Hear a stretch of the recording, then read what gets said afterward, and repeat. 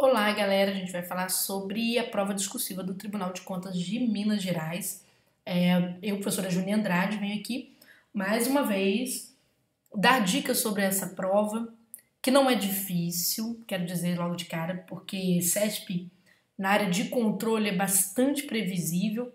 Então, hoje eu pretendo falar para vocês sobre a execução dessa questão, dessas duas questões, o que vocês podem responder, o que não podem, o que a banca tem considerado nas suas últimas correções de discursivas. Vou tentar também ajudar vocês, o pessoal vive me pedindo isso aí nas redes, né? Tentar ajudar vocês com o afunilamento daqueles chamados temas prováveis, porque na parte de controle é bem tranquilo, não é difícil mapear, porque o CESP tem muita questão muito repetida, então não é difícil mapear. E a parte específica, aí tem um problema, não ajuda todo mundo, porque existem partes específicas, tem muitas questões do CESP, então é tranquilo. Mas tem algumas áreas que não, por exemplo, eu não consigo ajudar o pessoal da atuarial nessa área, exatamente. Mas o pessoal que vai fazer para a área administrativa, sim, para a área do direito, sim, para a engenharia da contabilidade, economia, isso rola, tá bom? Essas áreas rolam. Então, vou aqui com calma, com tranquilidade, falar para vocês sobre algumas curiosidades aí do CESP que vocês podem considerar para a prova discursiva. Bom, vocês vão fazer dois exercícios que muita gente deve estar arrepiando e talvez tenha desistido do concurso, né, de forma errônea, porque são dois exercícios de até 60 linhas. E aí a pessoa pensa, poxa vida, como é que eu vou escrever em torno de 120 linhas? Detalhe, já vem a primeira dica, você não precisa esgotar as linhas. Às vezes, não estranhe, o CESP pode te trazer uma questão muito objetiva, até, tá? E você acaba respondendo essa questão com 20, 30, 40 linhas. Tem algum problema? Nenhum problema. O importante é que você seja honesto, responda as coisas com a adequabilidade necessária, não é? Que você não perca o que está sendo solicitado, seja conciso. Ser conciso é saber usar a expressão técnica de uma forma a não ser tão prolixo, né? Vamos dizer assim, a não falar demais, ou seja, usar a palavra adequada para o que você quer dizer, uma palavra que expresse mais ideias, e mantenha a ordem da resposta. Então, basicamente é isso. Já vem a primeira dica, você não precisa ficar se excedendo muito na sua resposta, tá certo? Tudo bem? Bom, você já sabe, né, que vai precisar de caneta de tinta preta, já deixa isso separado, senão você vai ficar pagando mais caro para o pessoal que vai vender isso aí em local de prova, né? Ajuda bastante os ambulantes nessa hora. Vamos lembrar que este concurso é um concursão, olha a quantidade de pessoas que terão suas discursivas corrigidas. Olha o pessoal do direito, o pessoal da engenharia, não é? Não faz esse concurso aí, quem não quer ou não pode, tá bom? Então, vamos lá. A discursiva de vocês, ela vai trabalhar, não é? Ela vai ter como avaliação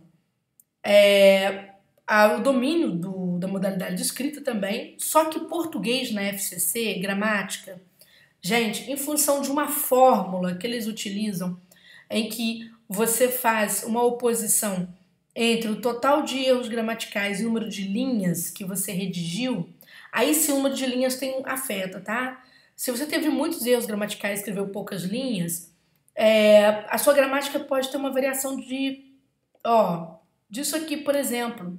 Ela pode ficar entre isso aqui, ou até entre isso aqui. Como assim, Júnia?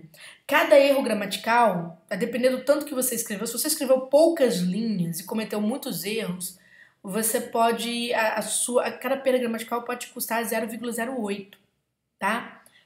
Mas é bem menos de meio ponto, sim, bem menos. Quase não vale nada a parte gramatical. Mas não quer dizer que você deva abandonar. Sabe por quê? Porque os meninos de tribunais de contas, como eu disse para vocês, enfrentam provas previsíveis, tá certo? Então, você imagine que a maioria de vocês vai escrever de uma forma muito parecida. E que aí, às vezes, a gramática é o que vai decidir. Às vezes, a nota de apresentação é o que vai decidir. Portanto, é legal estudar pelo menos aquilo que não vai estudar a gramática toda, vai estudar as expressões que vocês usam mais, o tipo de pontuação que é mais aplicado nesse tipo de prova, o tipo de concordância que se executa mais, são 2, 3 verbos tão somente, tá certo? Então, é um estudo que você gasta aí, por exemplo, em aula eu vou gastar menos de 20 minutos para explicar isso, tá bom? Então, vamos mais.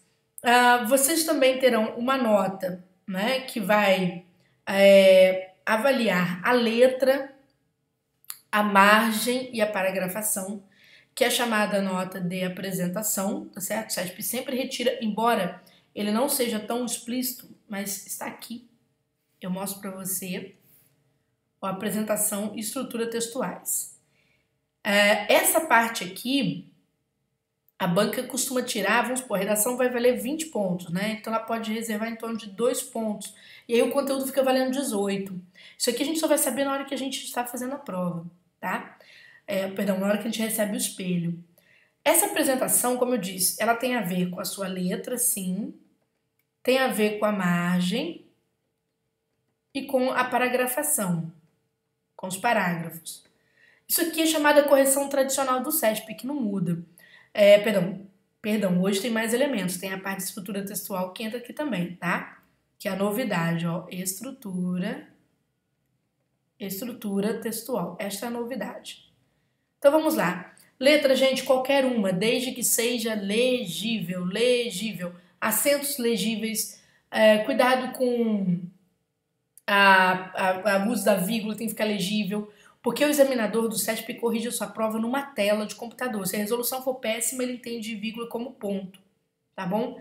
E aí você precisa ficar brigando para depois conseguir uns pontinhos a mais, tá certo? A margem, cuidado com as margens, dependendo do concurso. Por exemplo, este ano a gente teve 2 concursos interessantes. O concurso do STJ foi bem menos concorrido que o concurso da ABIN. Então o que aconteceu? No concurso do STJ, a banca desconsiderou muita coisa de apresentação e deu nota total para quase todo mundo na parte de apresentação do STJ. Em compensação da ABIN, qualquer deslize era motivo para a banca ir lá tirar uns pontinhos na nota de apresentação. E é terrível perder ponto na nota de apresentação, porque normalmente a banca não cede muito a recursos na nota de apresentação. A gente viu pela primeira vez a banca ceder recursos para uma aluna nossa. Foi até um fato bem interessante, a aluna falou que fez muita oração para quem fosse fazer o recurso dela, né? Pode ter ido na fé que ela tenha conseguido isso, tá bom? Mas a gente conseguiu lá reverter uma nota dela na área de apresentação, né? Quem diria? Então, cuidado com essa passagem. Então, sempre que você for, não esqueça de dar fazer a tabulação, ou seja, dar aquele recuo importante para você começar o parágrafo, tá? Cuidado com a margem esquerda, escreva de forma a não ficar ultrapassando a margem, nem ficar zigue-zagueando, né? Vai e volta, afasta um pouco da margem, volta para a margem, não. Procure alinhar o seu texto de uma forma interessante, tá? Galera, 2017, 2018 apareceu um problema no SESP, estrutura textual. Nessa parte de estrutura textual, o SESP tem cobrado, existe um assunto em português chamado coerência, não é? Que é um assunto muito amplo, um assunto que tem livro que só fala dele.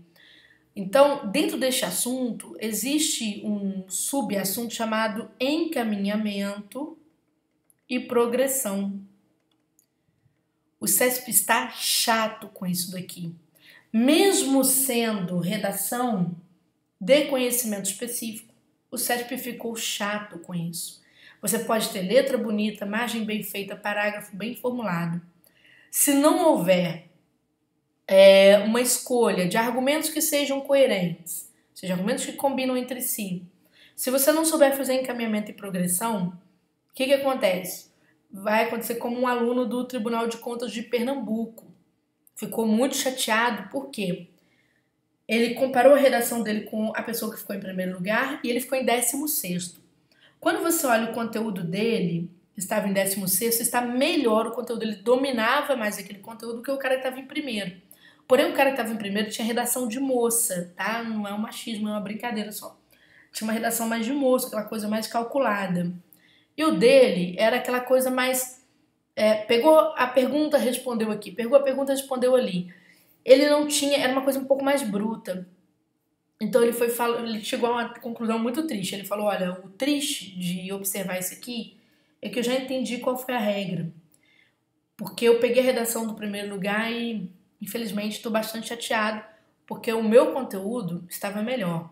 Então, vejam que a banca está batendo forte em cima de estrutura textual.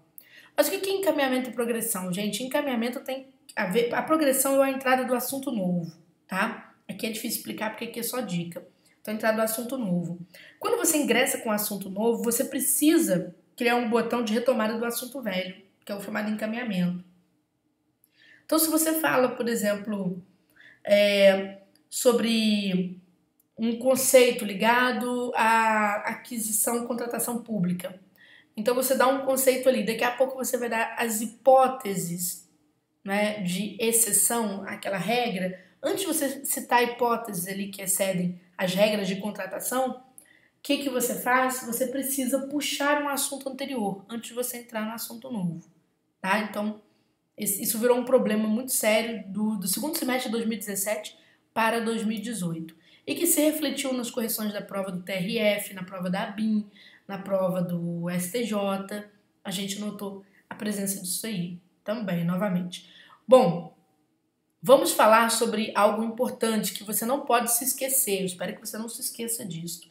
Quando terminar a sua prova discursiva, logo alguns dias depois, o examinador vai publicar um padrão de respostas para a sua discursiva. Então, gente, vocês têm que criar a cultura de impugnação do padrão, porque vocês esquecem isso e só vão tentar impugnar parte da correção que foi feita discursiva de vocês. Então, se o padrão tiver uma resposta inadequada, depois fica difícil, na fase recursal, você discordar do padrão, porque o CESP te deu a oportunidade para, dias depois, mudar, acrescentar itens ao padrão de resposta que você considera correto, tá bom? Então, se você colocou aquilo ali, você vai blindar a correção que vai ser feita sobre a sua discursiva. Né? Naturalmente, o elemento tem que estar correto. Mas eu já te avisando para você não esquecer de tentar mudar o padrão se você discordar dele, tá bom? Bom, vamos lá então para os conteúdos, né? Que é o que vocês esperam. O pessoal pediu para eu falar um pouquinho sobre os conteúdos. Bom, vou começar falando sobre controle, porque controle, né, é a parte mais, é o que todo mundo vai precisar saber para um dos exercícios.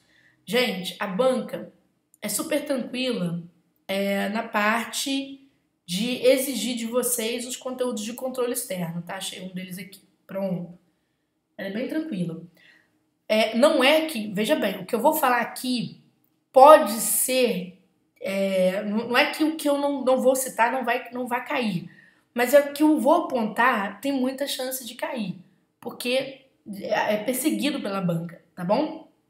Então, por exemplo, quando você estiver trabalhando com essa área aqui, né, sempre fique de olho na classificação do controle em si, certo? Os seus tipos, a natureza do controle principalmente, o posicionamento em relação ao órgão controlador, se é interno, externo. Isso aqui, essa parte inicial, o CESP é muito conceitual nessa parte. Então, pode parecer um assunto bobo, mas ele adora vir para essa parte inicial e jogar isso na prova discursiva, tá bom? Na hora que você for estudar controle parlamentar, naturalmente já pense no papel dos tribunais de contas, né? Como um órgão técnico de controle. Você tem um controle parlamentar, que é feito aí pelo Senado, certo? Pela Assembleia. E você tem o tribunal como um órgão técnico de execução desse controle, tá bom? Sempre estudem, atenção, tá, gente? Ó, a natureza jurídica dos tribunais de contas na ponta da língua, tá certo? A sua competência e a sua jurisdição. Cuidado, porque vocês se atrapalham. Quando o CESP traz um estudo de caso, em que ele, por exemplo, pergunta, né, acerca do papel de um tribunal de contas, por exemplo, para poder, vamos supor, fiscalizar entidades de direito privado, né? Aí você está falando da jurisdição, certo? Ou seja, amplitude, até quem ele alcança.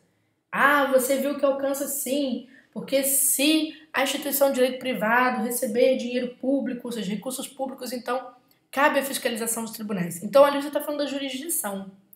A competência é o fazer, tá? É o fazer, por exemplo, fiscalizar o cumprimento da lei de licitações. Isso é um fazer, certo? Então, na hora de você responder, muito cuidado com o que o CESP está perguntando. Porque aquilo que é fácil, já que a banca é muito conceitual, você precisa tomar cuidado com o que você escreve, tá? A gente vê que apesar de ser um assunto específico de área, muito do que vocês erram tem a ver com pura redação, tá? E não desconhecimento, tá certo? Então, de olho nisso. De olho nos sistemas de controle, não é?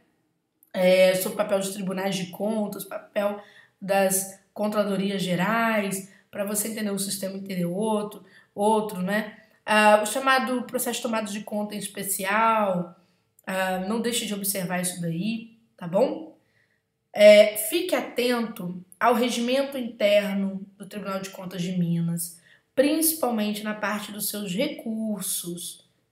A gente tem uma banca aqui, não só na Fundação Carlos Chagas, mas também no SESP, uma banca muito legalista. Então a gente tem que ficar de olho. Cuidado com essa parte dos recursos, tá? Não deixe de estudar.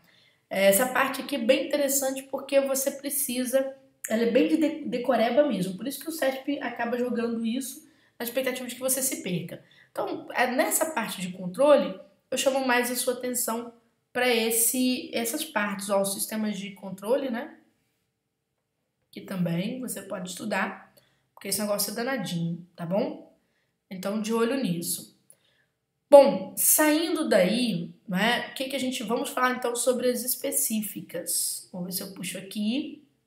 O que eu tenho? Pessoal da administração.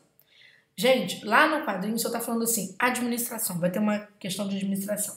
Será que é administração pública? Será que é administração geral? Bom, a gente não sabe qual vai ser a preferência, mas que a administração pública corre, né, a passos largos aqui na preferência da banca, sim. De qualquer maneira, tá vendo esse item 1.3, governança, governabilidade, accountability, tá certo? Isso aqui você sempre estuda, não dê bobeira com isso, que isso pode cair na sua prova e a tendência é de que isso caia na sua prova. Os processos têm a ver com transparência, a administração pública sempre têm sido muito cobrados, então de olho nisso daqui, tá?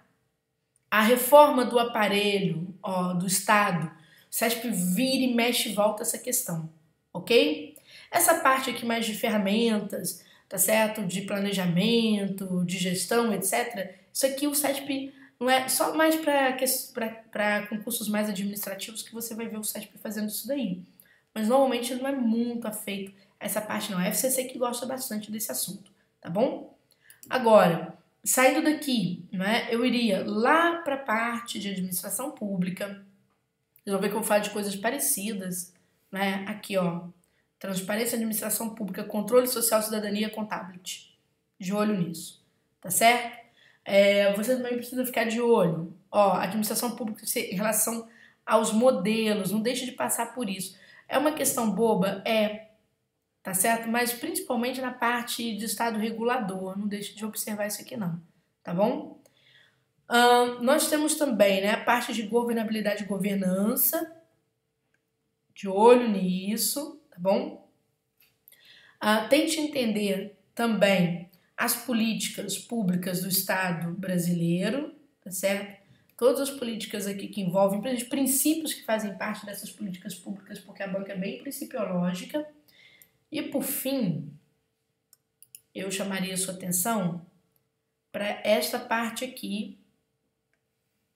Peraí, gestão de projeto, lei federal. Isso, a lei de acesso à informação, que na parte de administração tem um peso muito grande, tá? Porque vai vincular com aquela questão da transparência que estava acima. Não é que os outros assuntos não possam cair, mas é que estes são as preferências quando a gente tem aí a área de controle sendo objeto de provas do SESP.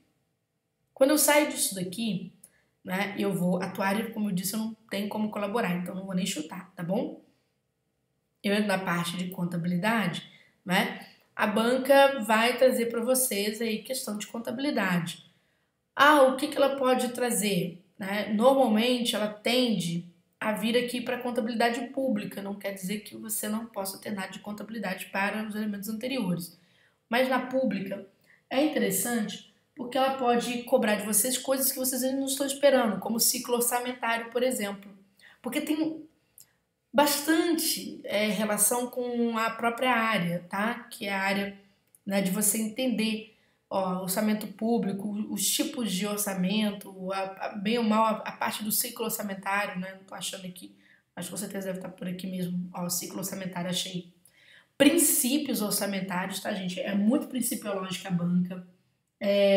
Fiquem de olho também em conceitos relativos à despesa, receita, despesa, as operações de crédito, vez ou outra, por conta da questão do endividamento público, né? Então sempre fique atento a essas questões aí, tá? Deixa eu ver se tem mais uma coisa para falar para vocês aqui. A parte de inscrições em restos a pagar, tá certo? Isso aqui sempre de olho, porque vez ou outra a banca traz essa questão para vocês, tá certo? Um balanço orçamentário, um balanço financeiro, isso aí já é o básico, né?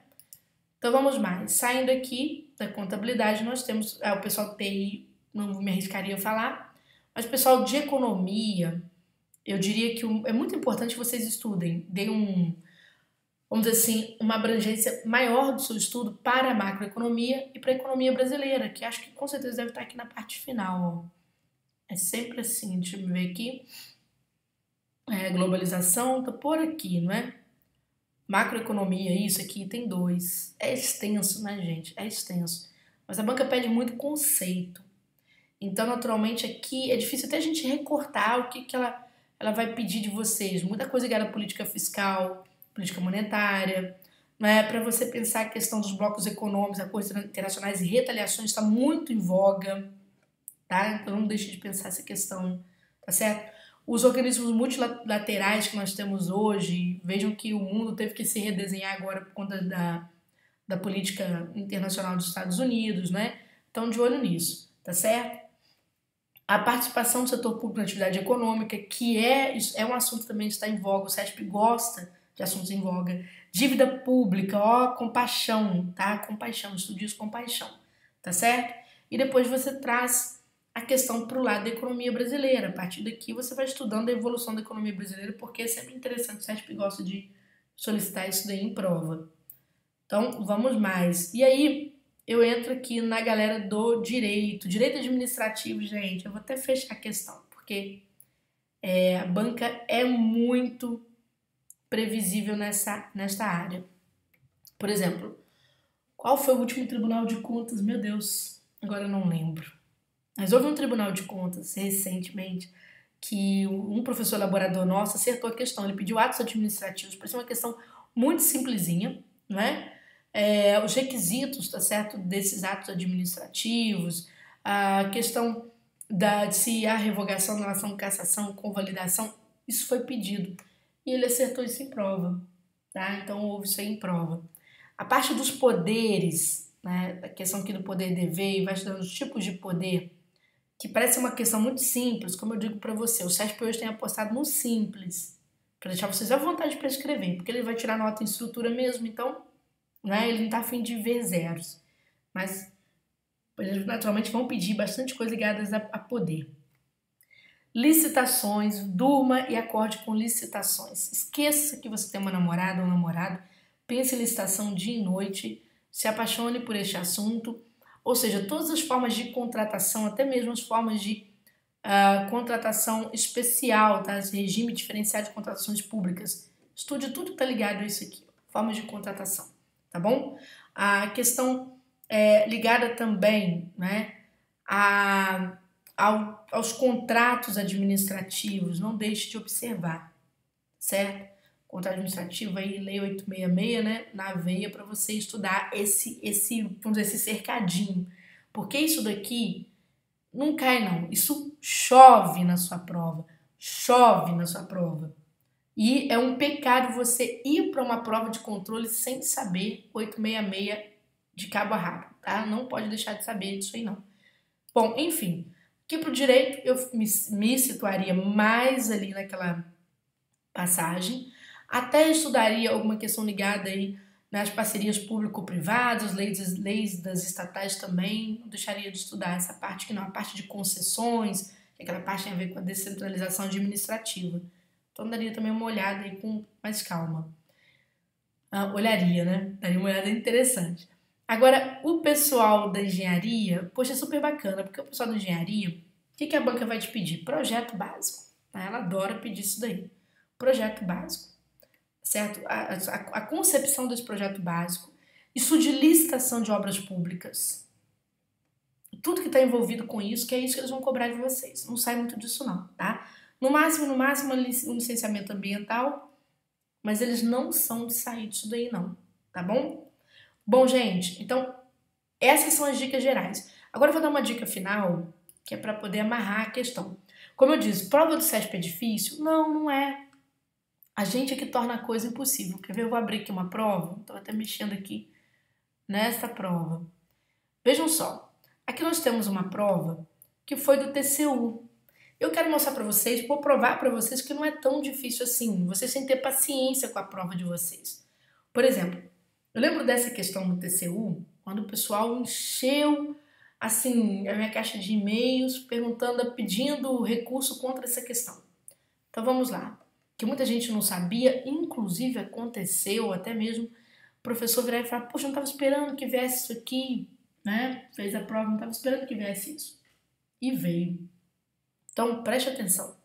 O CESP vem com as perguntas. Aqui estão os tópicos, ó. Tudo perguntando. Qual é o centro das perguntas? A teoria da imprevisão. É isso? Agora veja o caso. Suponhamos que você não soubesse nada sobre teoria da imprevisão, mas veja o caso.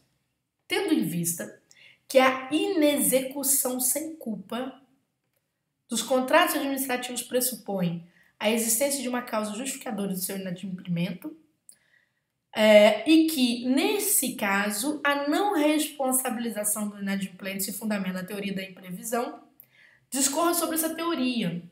Cara, ele está te perguntando qual é o conceito de teoria da imprevisão. Olha o que o caso já diz para você, os casinhos entregam muita coisa. Veja que uma das partes, né, tinha a parte A, né, a parte B. Uma das partes deixou de cumprir um contrato, porque ela não teve culpa, aconteceu alguma coisa, né, que não possibilitou com que ela cumprisse isso. E aí vem a banca e pergunta: o que é a teoria da imprevisão? Imprevisão, imprevisto. Então, quer dizer, é uma teoria que se aplica a que situação? Quando você tem situações de impedimento de cumprimento de um contrato, por razão de algum desequilíbrio aí entre as partes. É isso, né? É sempre assim, o CESP ele gosta de pedir sempre essa sequência: conceito, né, de algo, as hipóteses de aplicação ou de cabimento, tá certo? Hipóteses e os efeitos, certo? Chamadas consequências ou efeitos. Ou aqui ele costuma pedir soluções para mitigar algum problema, tá? Por exemplo, quando você tem lá um excesso de endividamento, então a lei propõe saídas para se renegociar aquele endividamento. Então, é por aí que o CESP trabalha. Sempre que você vai estudar, você tem que ter isso aqui: o conceito do que você está estudando, as hipóteses que se aplicam àquele instituto, né? Os seus efeitos ou situações que a lei prevê para voltar-se o equilíbrio. Porque tudo que o tribunal faz, gente, é estudar situações que são situações de desequilíbrio. Então, sempre você tem que pensar como é que volta o equilíbrio de tal situação financeira, de tal situação de regulamentação, né? Então, nós temos um problema aí de conformidade, um problema de lei. Como é que se volta aquilo ali? Né? Como é que vai se repactuar? Então, quando o cara pergunta por hipótese de cabimento, as hipóteses são decorrentes do próprio conceito. Certo? Que hipótese? Quando você tem, por exemplo, alguma desproporção entre as partes que estão, né, pactuadas naquele contrato, se há situações que oneram, aí você vai o quê? Você vai redundando o discurso, porque a lei é redundante. É por isso que você vai repetindo, né? Se há situações que são onerosas para apenas um dos lados e vantajosas para o outro, então se busca o quê? O equilíbrio. Se houve algum fato superveniente, algum acontecimento imprevisto que motivou aquele desequilíbrio dos contratos, tá certo? Então, quer dizer, bem ou mal, você já está explicando as hipóteses mesmo. Olha que eu não estou aprofundando nada, tá? Eu não sou professor de direito administrativo, né? Quem dera, não sou. As consequências da aplicação da teoria. Gente, quando você aplica uma coisa, você aplica para corrigir outra, não é isso? Ora, se estava desequilibrado, qual que é a consequência? Acabei de falar. É a volta do equilíbrio. É a revisão contratual, por exemplo, com vistas a se equilibrar, não é, aquela situação que é onerosa para uma das partes. Ou até mesmo uma rescisão contratual, certo? Com vista a eliminar aquele problema. Pronto. Quantas linhas você vai gastar para isso? Pouquíssimas linhas. Pouquíssimas linhas. Estará respondida a sua questão. Por isso que algumas pessoas passam em concurso do CESP, não é porque as pessoas dominam os conteúdos, mas porque elas enxergam as oportunidades. Então é assim que se trabalha, tá bom? Bom, se você gostou, quiser estudar conosco, nós temos aqui, ó, turma de redação, o www.turmaderedacão.com.br, em que você vai ter lá o curso do Tribunal de Contas de Minas. Este curso aqui, que a gente chama de curso completo, eu vou explicar aqui honestamente o que quer dizer curso completo. Ele traz o que para você? Ele vai trazer uma aula do estudo estrutural do CESP, te mostrando situações de risco, o que as pessoas mais erram, o que você tem que considerar, como você vai enxergar oportunidades na prova discursiva. E aí ele vem com as propostas. As propostas que vão entrar aqui, gente, são todas de controle externo neste curso. Por quê? Porque se você aprender a desenvolver uma questão do CESP para a área de controle, você naturalmente vai aplicar a mesma estrutura para as específicas. Então, as específicas nós não vamos fazer no curso completo. A gente vai deixar em forma de treinamento conforme a nossa demanda, tá bom? O pessoal da administração pedir, nós vamos liberar para treino. Porque o treino é muito mais baratinho que o curso comum. Então, o pessoal pede, a gente sempre isola aquilo ali apenas para treino. O treino não tem o curso completo. Diga-se de passagem, não tem. O bacana deste curso é que você vai ter provas de português comentados do CESP 2017 e 2018, porque, como vão corrigir muitas discursivas, a gente espera que a sua esteja lá, tá certo? Então, você vai pagar esse preço até o dia 20, dia 20/6, você compra com desconto, vai pagar R$200 pelo curso, a partir do dia 20/6 só para 250, tá aí a dica. Se quiser saber mais, olha, tem o zap do curso, né, o 3298886, 3 vezes número 86, 7661, ou atendimento@turmaderedacão.com.br para você tirar mais dúvidas conosco, tá? Grande abraço para você, sucesso no seu concurso.